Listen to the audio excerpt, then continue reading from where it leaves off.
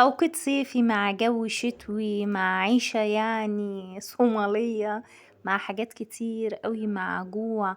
الواحد مش عارف هيعمل ايه. يعني احنا في الصيف هوبا اليوم خلص واحنا لسه جعانين، ما احنا لسه سقعانين. تعالوا نعمل احلى طاجن بامية باللحمة المفرومة.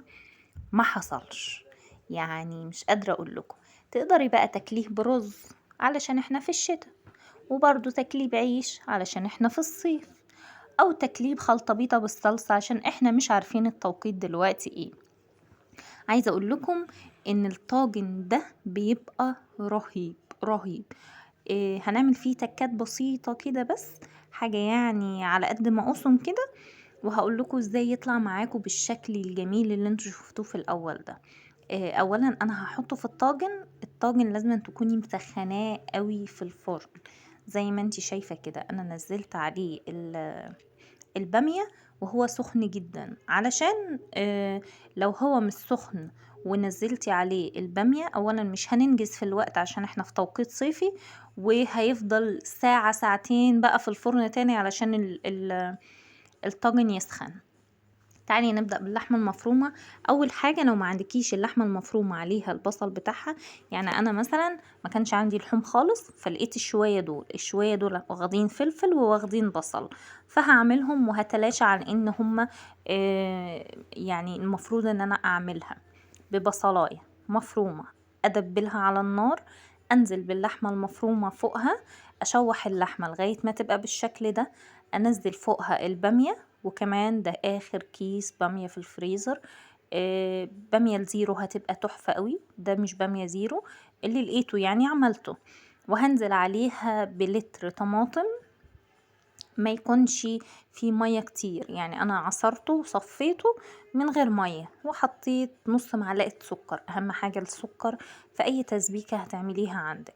وحطيت ملح وفلفل اسمر، وهحط كمان مكعب مرق. هقلبهم مع بعض بس تقلبتين كده، وهسيبها تغلي غلوة واحدة بس، ما تسيبهاش كتير.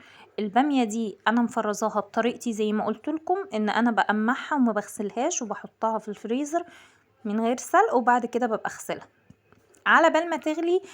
هاخد معلقة توم مفرومة على النار عشان نعمل الطشة المحترمة بقى بتاعتنا.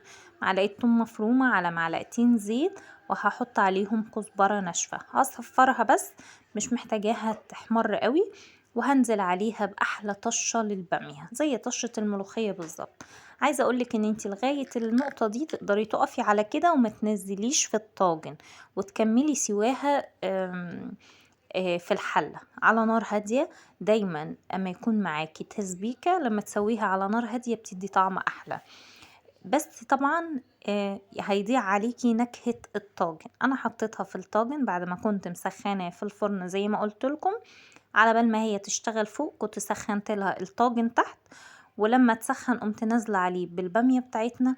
وحطيت بقى ايه يعني شكل لطيف وظريف كده على الوش الطاجن، طماطمتين مع قرنين فلفل الوان او فلفل عادي، او واحد فلفل طويل كده يكون حامي يظبط العملية. وحطيها بقى في الفرن تاخد وش ظريف ولطيف، تتحط كده على السفرة كأنك عاملة يعني ديك رومي. وبألف هنا وشفا. أنا أمل سكرية، ما تنسوش تعملوا لايك وشير. باي باي.